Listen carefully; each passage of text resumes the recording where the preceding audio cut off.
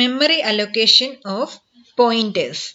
Two types of memory allocations are static memory allocation and dynamic memory allocation. First one, static memory allocation. In static memory allocation, memory is allocated during compilation time. Memory is allocated during compile time. And also, the amount of memory allocated to be pre-known means we have to know how much memory we are going to allocate. For example, int a. We are declaring one variable. Int a means it is allocating 2 bytes because the data type is integer. Integer needs 2 bytes. So, it will allocate 2 bytes in memory. Second one, dynamic memory allocation.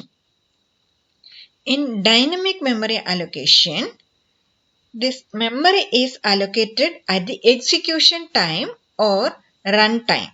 In this case, amount of memory to be allocated is not known. We don't know how much memory we are going to allocate. And also C++ supports dynamic memory allocation and deallocation using new and delete operators. First we can consider new operator. This new operator is used to allocate memory. New operator is used to allocate memory at execution time or run time. For example, to allocate memory of data type integer, how can you allocate that dynamic allocation? Int star IPTR is equal to new int. Int star IPTR is equal to new int means it is allocating memory of data type int. Then to allocate memory of data type double, how can you allocate? Double star dptr is equal to new double. Double star dptr is equal to new double. That is, new operator is used to allocate memory. Then second one, delete operator. Then what is the use of this delete operator? This delete operator is used to deallocate memory. Then we have allocated memory for IPTR and DPTR. Then how to deallocate that memory? See, delete space IPTR means that memory is deallocating. Same like that, delete space DPTR semicolon. Next, difference between static memory allocation and dynamic memory allocation. See here, static memory allocation and dynamic memory allocation. First difference, in static memory, memory is allocated during compile time. That is, static memory is allocating during compile time. Then dynamic memory is allocating at runtime. Dynamic memory is allocating at runtime. Second one, amount of memory allocated to be pre-known in static. But in dynamic, amount of memory to be allocated is not known. Then third difference, no memory allocation and deallocation are performed at runtime. That is, no memory allocation and deallocation are performed at runtime. Then third one, in dynamic, memory allocation and deallocation are performed during runtime or execution. Then fourth difference, variables remain permanently allocated. And in dynamic, variables allocated only when the program unit is active.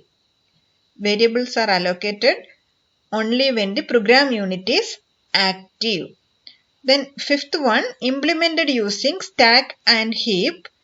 The static memory is implemented using stack and heap.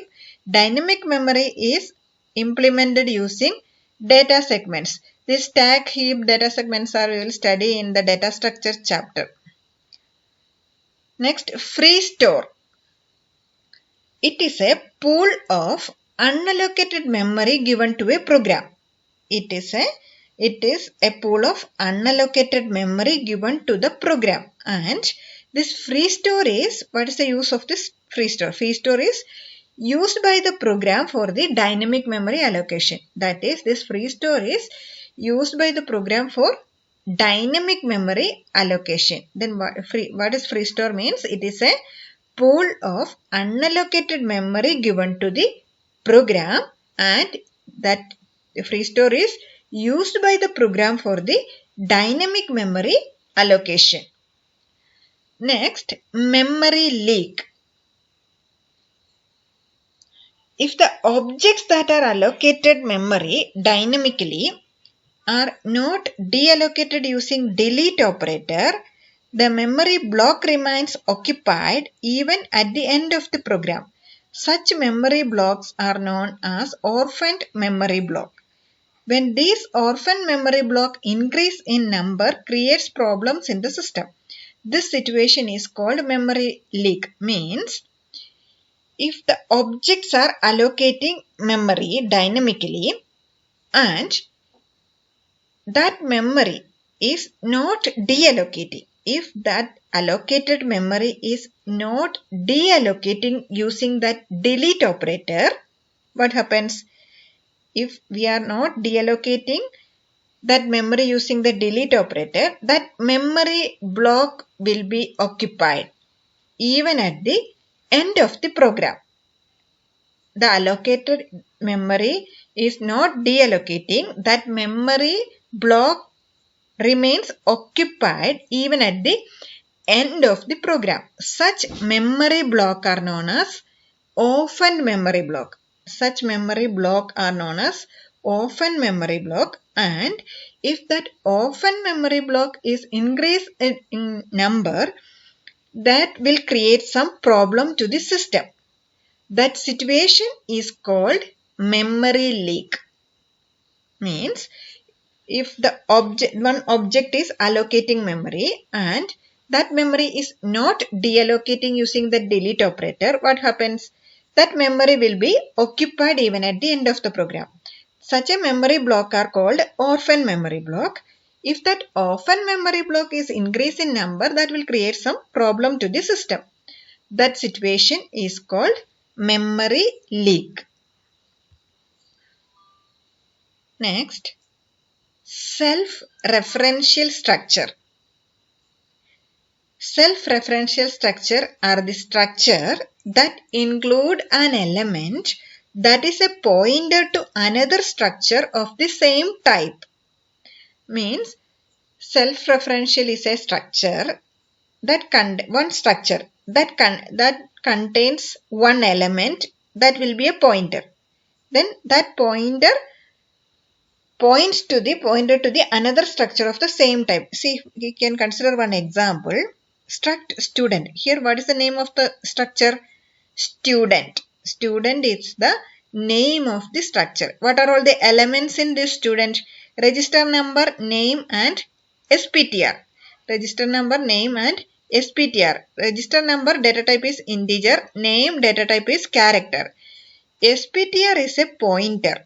SPTR is a pointer. Then what is the data type? What is the type? Student. See, that is, it is called self-referential structure. This pointer type is student. That is the name of the structure.